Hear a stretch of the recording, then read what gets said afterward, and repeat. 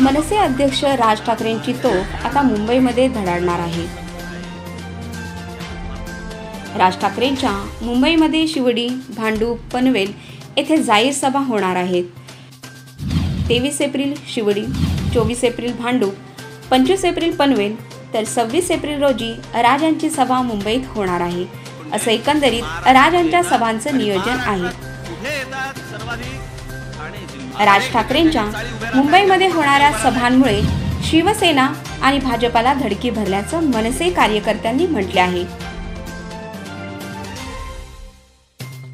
दरम्यान मुंबईतील सभांसाठी परवानगी देण्यास महापालिका अधिकारी टाळाटाळ करत असल्याचा आरोप मनसेने केला आहे।